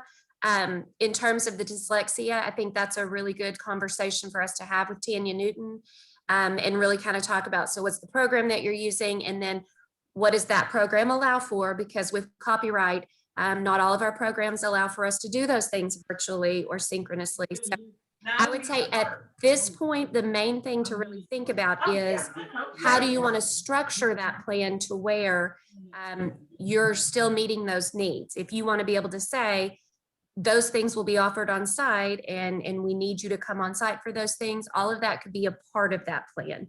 The big thing to be careful of when you're thinking about special programs is you cannot exclude students from your virtual offerings because they have some type of label. That's where that equity comes in. So you can't say if you're special ed, you can't be a virtual student. Of course, we know that that's not going to fly. We can't do that and exclude children with IEPs. So it's a matter of, if we are going to offer a digital program, then we have to think through, so what are the things that we want to be able to say about that? that here's how those services will be provided. Here's how we're going to do that. May not be the best answer that you're looking for right now, but just kind of in thinking through that planning process. And I will say too, that when other districts have asked questions like that, Deb Kaufman has gone back to say, if you don't think that you can provide a quality program to students who have certain needs, then maybe you just don't need to offer a digital program at all, because you're not going to be able to exclude certain groups of students. And, anyway, hopefully that helps. Laura, do you want to go ahead and ask your question now? South Conway County has a question about options 3, 4, and 5 in terms of those examples. So Lisa, you may be able to clear some of that up for them now before we continue. And everybody else who has a question and you are trying to put it in the FAQ document, I'm sorry, I just made it where you can do that. You may have to refresh, but you can also put questions in the FAQ document. Sorry, go ahead, Laura. Okay, we were curious about the blended hybrid models, particularly examples 3 and 4 on page 15, because previously we did not think that those were choices. So if someone could clarify how that would be structured with a teacher serving both students physically in the building and those learning remotely, that would be very helpful. So especially 3 and 4, 3, if I'm not mistaken, is the example in which they're teaching to students in the classroom at the same time that they're teaching to students remotely. If I'm correct on that. From what we have, the information we've received is that in many instances in the past year, that might not have been the best practices based on a teacher not having the proper training in order for that to effectively work. However, they didn't want to eliminate that option or that plan in case that you do have teachers that are doing that very effectively. So yes, and then I think 4 is where they're teaching some students on site in certain class periods, and then they're teaching to other students remotely for their other preps or other class period. So yes, those are options you can use as long as you have an effective plan of action in how you're going to support those. I will say that when we pull the template up here in a moment, there is a whole section on teacher support. And so it does give you a chance to go into great detail about how will that look? How is that teacher's day going to be structured? How are you going to make sure that they have training? Because I think you have to include a place for training. How are you going to make sure that it's equitable for the students that are online as well as the students that are in the classroom at the same time? So there's like a whole section in the application where you have to spell that out in detail. And I will say too, Laura, that State Board again was very concerned with teachers being overloaded. They've heard a lot of that, and they directly said that a lot of that overloading was coming from teachers doing both face-to-face and both virtual at the same time. So I would just say, if that's an option that you're looking at, you're going to want to be very clear and justify and make sure all those supports are in there, because I think they're going to be looking very closely at those plans just because of the way things have gone this year. However, they didn't want to exclude it because they do have models where schools are doing it fairly well. They have put some supports in place, and so it is working for some. It's just one of those you want to be careful of because they're going to look at it pretty closely.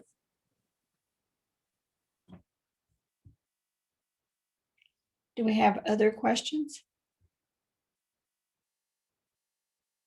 Anything else we need to address before we move on? I want to bring up a question that one of the principals asked me, and nobody's asked it yet, but it's going to come up. And it's a really good question, so I want to throw it out there. So, oh, I know who it was. So she's not here, but we talked about it at great length.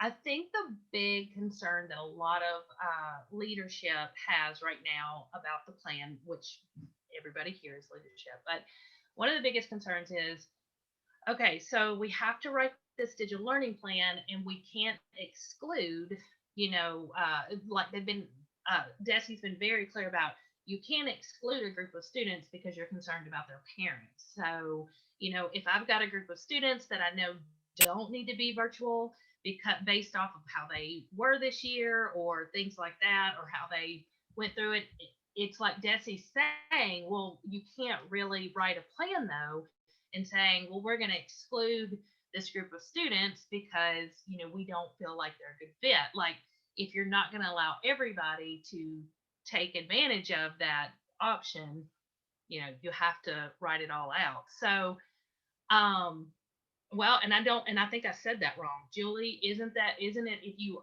offer a digital learning solution, it has to be available to all students? Yeah, that's right. So if you're writing a digital learning solution, it has to be available to all students. So then that leads everybody to wondering, well, how do we write this plan and let students do this when we know that there's a chance that they may not do well at this based off of what we're seeing this year? They're not logging in, they're not doing their work. How do we deal with this? So a principal and I were talking about this at great length the other day, and I think the only thing that you can do, and I would definitely spell this out in my plan, is I would put together kind of a 3-tier system, and I would have an MOU that all guardians and students had to sign that were going to be doing the digital learning part. And the MOU would spell out specifically the expectations, how you're going to be checking that they're doing what they're supposed to, what attendance looks like for virtual students, and have them sign it, and then have checks in place. So like if a student falls below a certain grade or is not attending the virtual courses, then what's your tier 1 intervention? So are you going to offer an online lab? Are you going to offer an after school tutoring program? Like, how are you going to offer some kind of intervention for those students that fall below, that level? And then what's your tier 2 intervention if they still continue to not do well?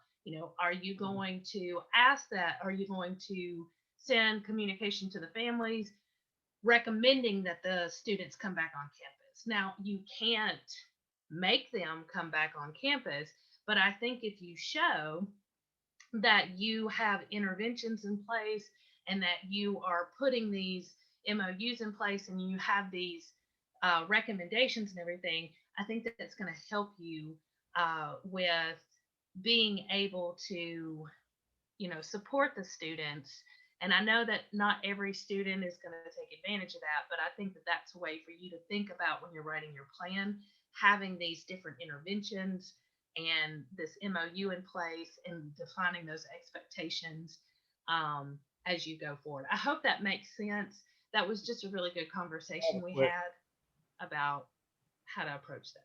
If you Rachel, if I may,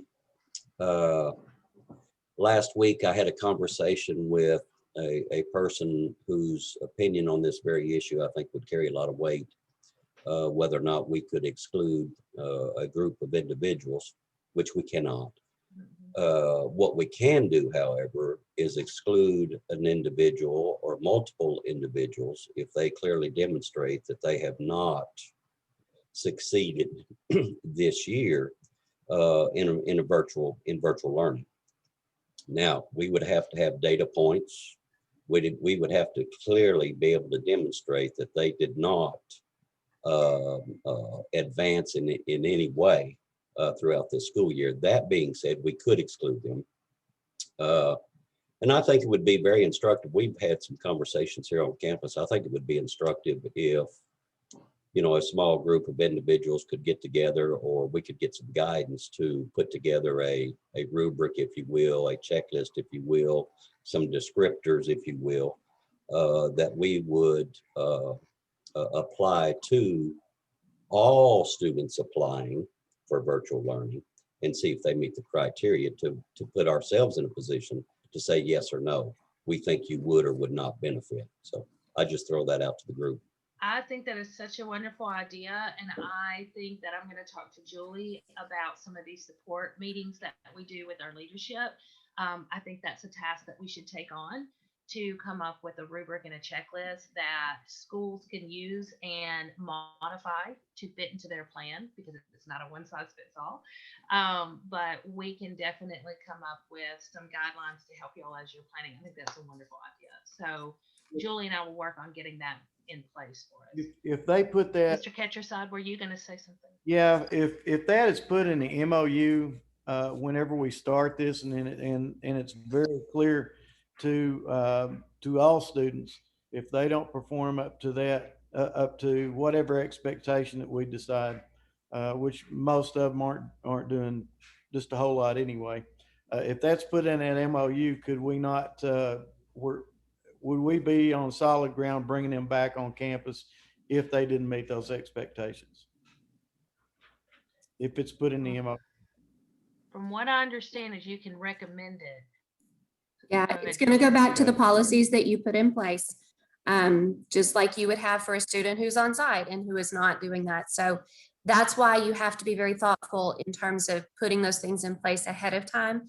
Now, the other thing I will tell you about rubrics is we have some examples that we're going to show you, because thankfully in Arkansas, we have many districts who have been doing digital learning for a long time. And they have some really great resources that we've got on a slide that we're going to share with you. For example, Bentonville has a rubric that they use before anybody is allowed to be a virtual student, and you have to meet all of these. And so it's that process of going through to see, are you a good fit for that? And then they have those policies to back that up. So we have all of that to share with you guys. Virtual Arkansas also has a lot of really great resources in terms of that as well. So yes, I think that's a conversation we will continue to have. And those who really take that step and say, yes, we're developing this program, then we will absolutely have sessions where we can all sit down and work together on that, so that there's some consistency there and that you guys feel supported with that. And I am going to end this part with what Deb Kaufman always say. We recommend you go back to your legal team at your school and you talk to them to get guidance on what you can and can't do, because we cannot give legal advice on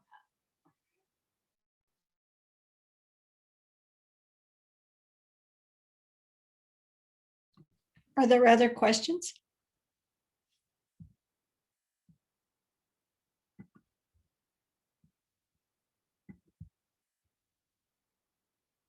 There is a question in the FAQ document. I'm sorry, Lisa. I was No, go right ahead. So we have a question. Can you offer the virtual plan at only specific grade levels, or is it a district-wide plan? Does the district have to all use the same plan? That is a wonderful question. Anybody want to jump on that one?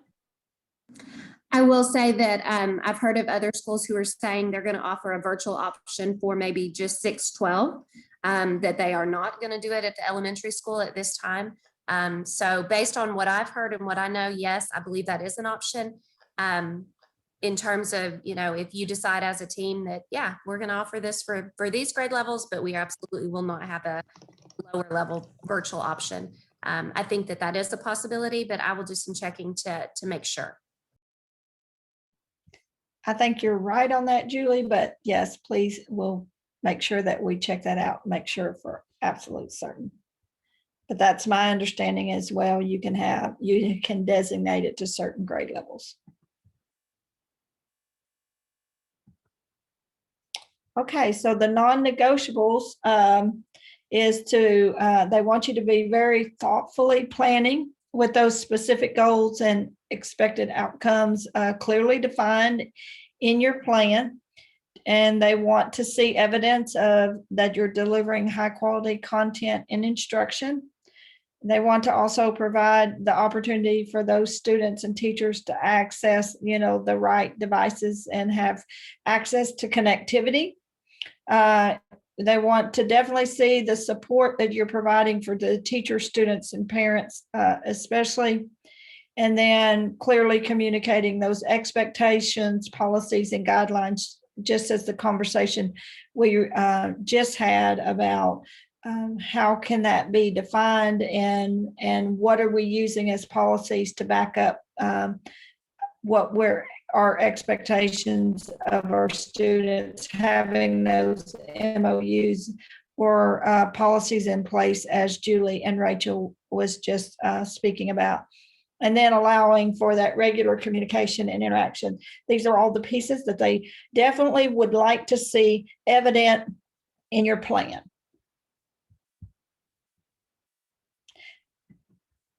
So timeline, let's look at that. They're going to the State Board of Education received approval in the January meeting for this process to be put into place.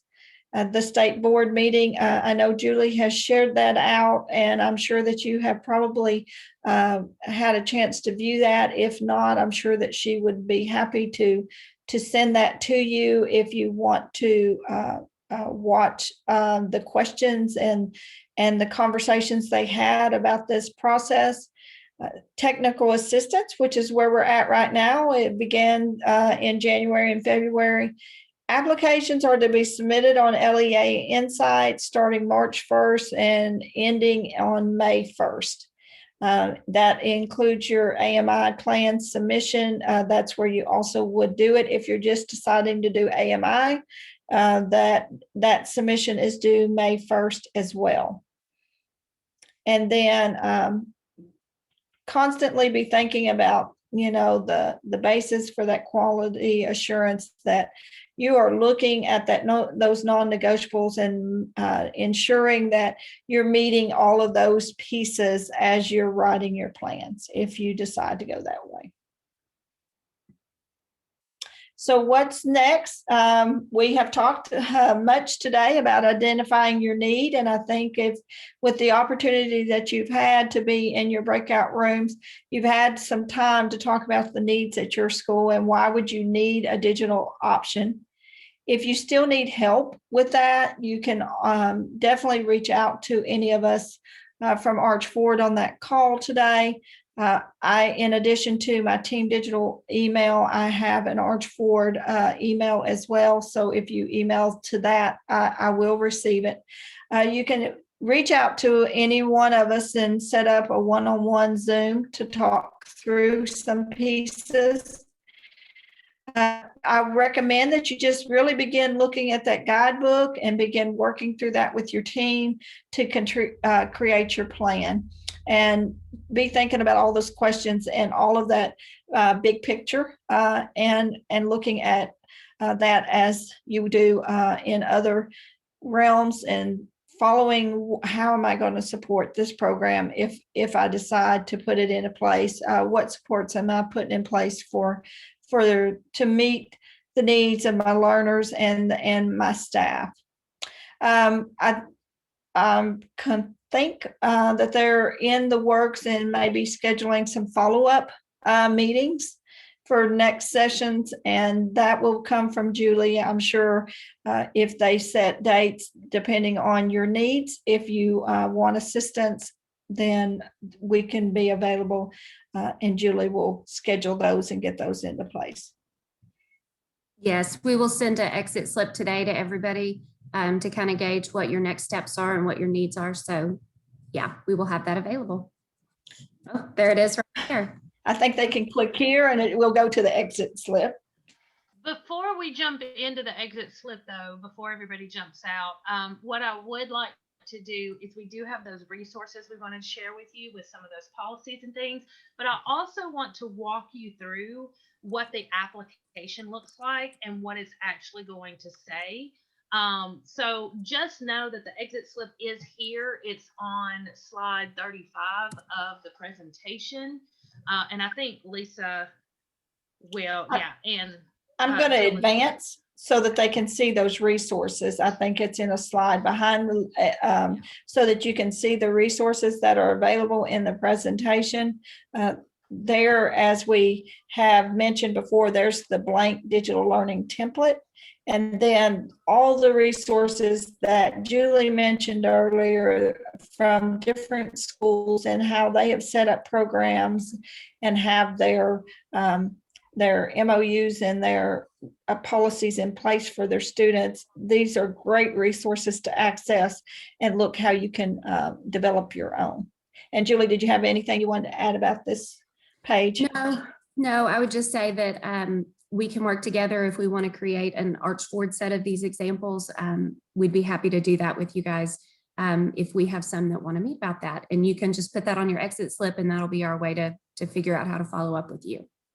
I'm going to click the blank digital learning template. I think Rachel wants to go through that with you of the different pieces that build into the application. So I will navigate, Rachel, as you speak and go through that. Is that okay? Yeah, scroll. No, this is not the right one, Lisa. I just dropped the one in the chat that I want to use. Okay, I'll stop share. I'll let you take. Sorry. So I dropped in the chat the template, and the only reason that I'm sending you to this one, and I've updated it on the presentation when we share everything out with you. I'll make sure you have the one that's in the chat. I'm going to post that link one more time. So we've added a few things to this template, and so I want to walk you through this very quickly. Can y'all see that on my screen, Julie? Okay. All right. So this is just a copy. Like we've said, we've had some amazing superintendents go into the application and then copy it and send it to us. So we've turned it into a template for you to work through so that you can fill it out here in this Google Doc and then just copy and paste it into LEA Insights once you're ready.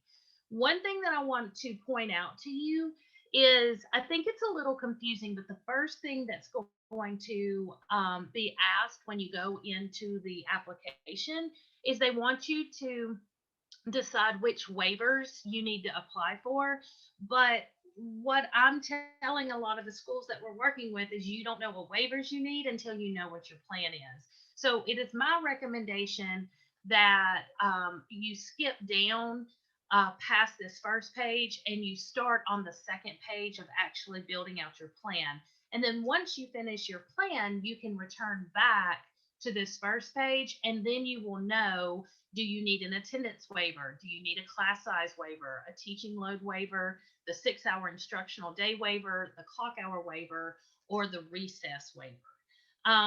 So that is how I would approach it, is come back and fill this piece in last. So I'm going to start on page 2. And what we have done is on the left, you're going to see the actual prompt that's in the application. So this is what it's going to say on the left. In the middle is where you can come in and type your response, your plan. And then on the right, we tried to pull pages from the digital guidebook to help you kind of understand what it is that they're asking you to do. Now, some of these pages don't exactly line up, but they're pretty close. And some of the things like the student support for food security, physical, mental health, there really wasn't a page in the guidebook that aligned to that, so we didn't put a page number there. But for most things, you can see that we were able to say start at page 9 on the digital guidebook for a little bit of information around what you're looking for. One thing that I need to add to the top of here is the rubric on page 52 of the guidebook. That is really probably the most helpful tool when it comes to writing your plan, because it very much spells out like this is what they're looking for. So the application is going to ask all of these different questions, like what are the ways teachers and students will interact with digital content. So they're looking for synchronous or asynchronous. So Brian and I and Lisa had a really great conversation at the break. One thing you're going to notice is there's no specific question in here about tell us the need that you identified, but that's like what we've been telling you today, is that the whole digital learning plan has to be based on this need, right? So what I suggest is that at the beginning of every section, because they're broken down by, you've got interaction and delivery, and then you've got technology and platforms, student support, so on. So at the beginning of every section, the first prompt is really kind of the introduction to that section. I would start off by identifying the need in this first part. So what are the ways teachers and students will interact with digital content? I would say, based on the data that we've collected, we found that there is a need for us to serve this group of students with a digital learning solution. Therefore, we believe that, therefore, we will choose to do a synchronous program in order to meet those needs.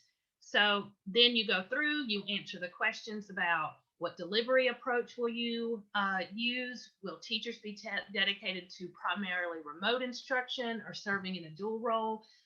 This is very much aligned. This is that prompt that I was mentioning, Laura, about they're asking, will teachers be dedicated to primarily remote or serving a dual role, teaching both remote and in-person learners? If teachers will serve in the dual role, describe whether it will be simultaneously, meaning remote and in person at the same time, with a course schedule specific considerations. So they're pretty much asking you to spell out the schedule of that teacher and to show how you're going to support that teacher who is teaching remote and in-person learners at the same time. So you're going to continue down. So talking about that need again, we get to technology and platforms, identify the learning management system that you're going to be using. I would start off based on the need that we have identified.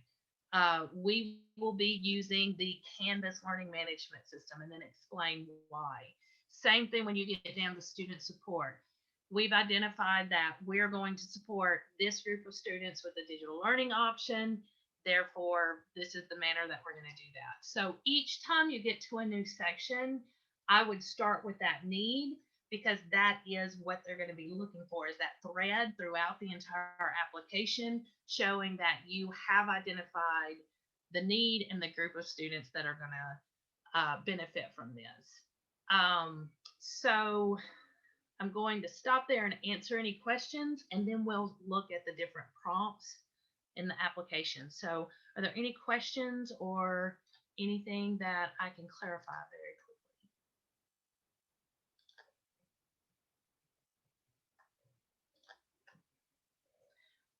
Julie wants to know if I can zoom in. So yes, I can do that. Sorry for some of us, this digital has ruined our eyes. Rachel, are you going to talk about the other things, like the stakeholder engagement, the board approval, all of that part when you get to that on here? Mm-hmm. Okay. Yeah, I sure will. I sure will.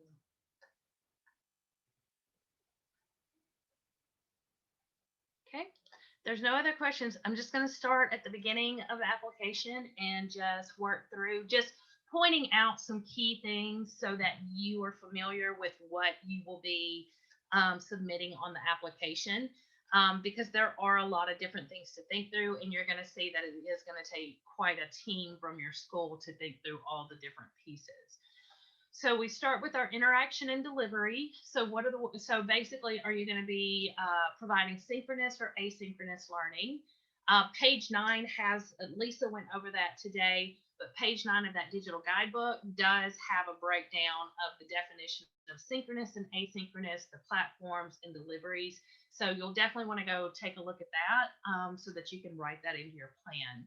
What delivery approach? That's, are you doing the virtual, online, remote, distance, blended, or hybrid?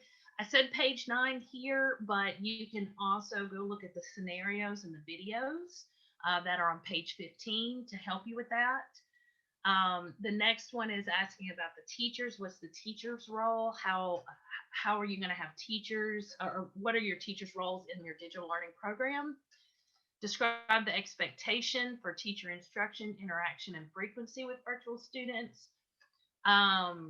If you are using a district waiver for class size, what supports will you put in place to support a teacher who has the larger class load?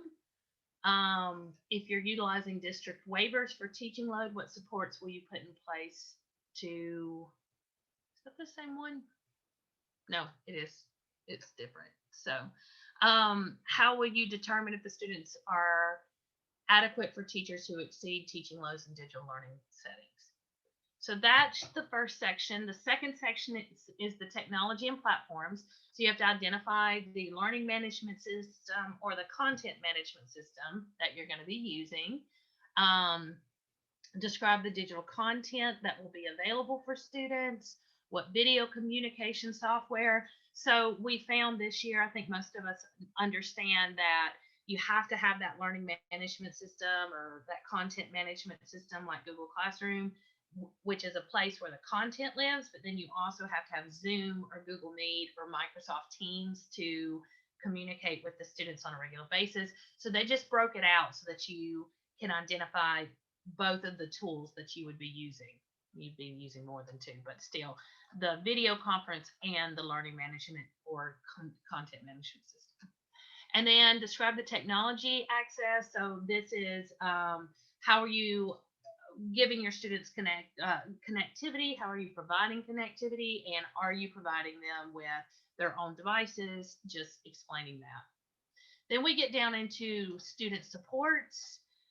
So this question is very school specific.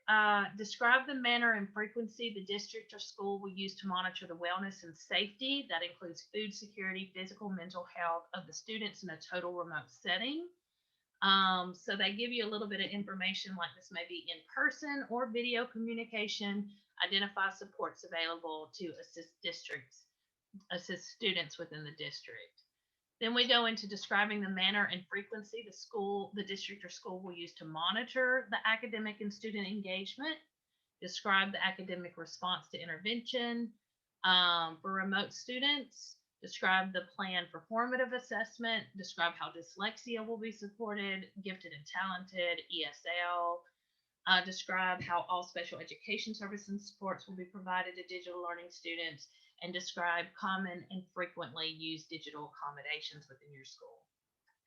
Then we go into teacher supports, and this is where you're going to provide district and school supports for ongoing digital content and instructional support for teachers. I will tell you there is a whole section of the book, I need to update it here, that talks about training and PD opportunities for teachers. I would put quite a bit of that information here. How are you going to make sure that your digital teachers are getting the training they need to be able to do this? You can use co-op resources, you can use state resources, you can use a vendor. I would just really recommend that you show that you're really providing learning and support systems to help them get started, and then of course ongoing support. Identify daily or weekly amount of time teachers will need to develop and plan for instruction for digital learning. Then we have district supports. How will the district ensure equitable access for learning opportunities?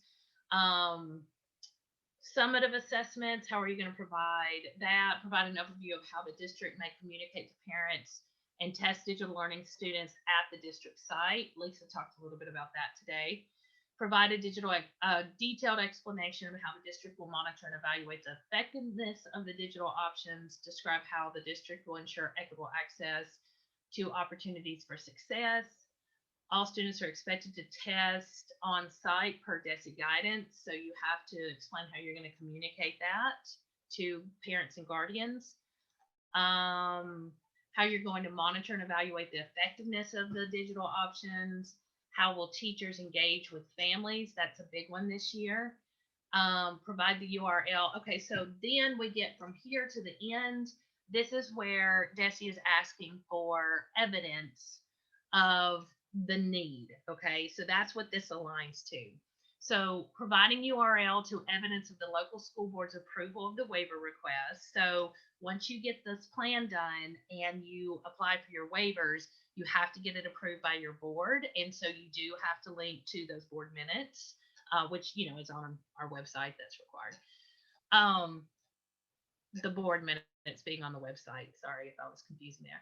Provide a URL to evidence of stakeholder feedback. Okay, so how are you going to get stakeholder feedback on this? That's something to think about. Are you going to survey? Are you going to use social media? How are you going to collect evidence of that? And they do want to see that published when they say URL. I'm thinking website. So how are you going to publish those results on your website?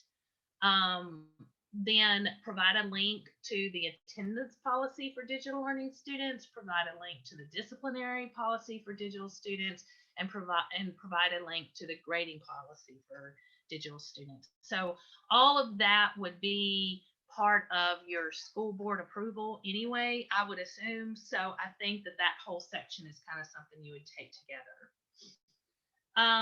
So that's just an overview of what the application looks like. I'm going to stop sharing to see if there's any questions or anything we need to talk about. And go from there.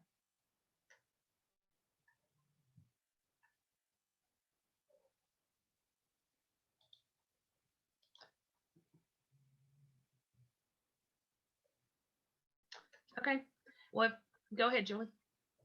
No, I was just going to say, if anyone has any questions about any part of the process, we will stay on as long as we need to. That's all we have, right, Lisa? Yeah, in terms of formal presentation. So as you can see, this is a pretty lengthy, pretty thorough process that you're going to have to go through with your teams. And so there are a lot of things to think. So again, that's why we just keep saying we're here, we can support you.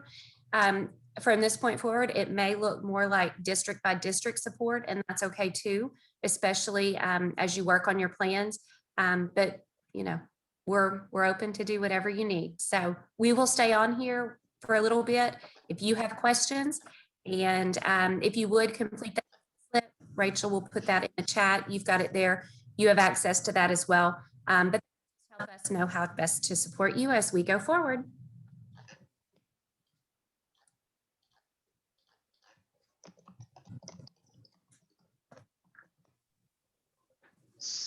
So my question is, we're gonna ask for a lot of help. So That's okay. Is there a certain person that we need to be asking for certain pieces of that, or just set up a time with one of you, doesn't matter who it is? Because I'm thinking like maybe once a week or once every couple weeks, we're going to need somebody to kind of help us. Are we heading in the right direction? Is this moving? Because I don't want to hit the end and then it's terrible and it's emergency, type thing. We really do like each other and we talk a lot. So you can email any one of us and we'll make sure that we all jump in and help you out and get the right people in place.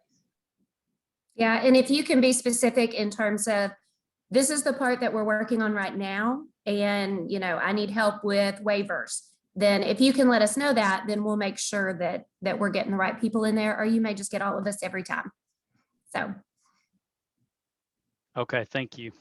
Yep, not a problem. That's what we're here for, and we don't mind helping you guys. I will say Brian did share a Google Doc with us that had a lot of what they started, and that was really helpful. So if you want to get a start on your plan, if you want to use that template and then just share it with any one of us at Archboard, then that will help us get an idea. If you're ready to go that far, if you're still like, I just need help identifying the need, that's okay too. Just let us know. Is it okay? Yeah. Is it okay? Go ahead, Laura. Another question. This is Laura Hendricks. Yes. Okay, we know the first step is to identify our need and figure out that before we do anything else. But we've had some conversations about when we're sending out surveys of interest or trying to determine the need, can we just target our Devil Dog Virtual Academy students, those that are learning remotely? Can we just survey them? Because obviously everybody else is happy with coming to school. We've had more success with those that are physically in the classroom. So can we just target those that are learning remotely in terms of finding our interest for next year? Because you said we had to make it available to everybody, but in essence, it was available to everybody this year, just with less restrictions. I told Brian that I would be very careful with that. I think if it were me, I would send the survey out to everyone. I'm not saying that Desi would kick it back for that, but I do think it shows more more of a widespread, like you did survey everybody and you did identify the need from your total population. Now, you don't have to, but that's just kind of, when we talked about that earlier, that was kind of where I went with it, was I would get a survey of everybody. But there's nothing wrong with us using some type of rubric proving that this child has been unsuccessful in remote learning for an entire school year. And Yes. That's Oh, okay. that is completely fine. In fact, they said, looking at past academic history, looking at past attendance history, those are things that can be included on that rubric and that you can use to determine whether or not it's a good fit for students. But when it comes down to it, if the parent demands a remote learning situation, we're probably going to have to provide it, aren't we? It's going to have to be available to all students. So I would say that when you get into those policies, depending on how you write that in your policy, you're definitely going to want your district legal team to look at that to make sure that you're okay. Every time we ask that question of DESE, that's what they tell us, is make sure the school is having their legal advisor take a look at those policies, especially if you're going to have some kind of statement in there about you have this or that. Rachel, can you bring up the Bentonville rubric so we can just take a look at what that looks like? It might help them to kind of have an idea. The other thing that you can use as you're looking at students that, yeah, there's the rubric, and it was modified from the CDC, especially with your K-4 students, is looking at their DIBELS data, looking at all of your reading assessments and those things. Those can play a part in that as well, in terms of, here's our recommendation for this. Okay, so taking a look at this rubric, this is for 512. I think they have a separate one for K4 that we can go back and link on here as well. But it's a way to kind of get the parent involved. And again, it's just focusing on, will this student be successful in virtual learning or not?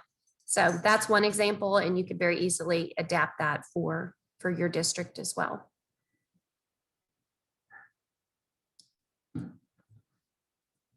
Okay, other questions that you guys have, or topics that you want to know more about that we may not have answers for right now, but we will look into.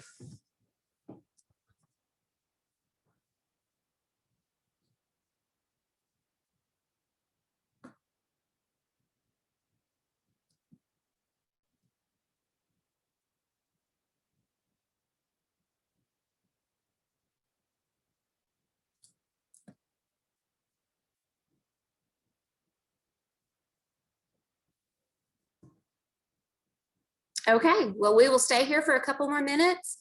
If there's anything else that you need from us, other than that, then let us know how we can help support you.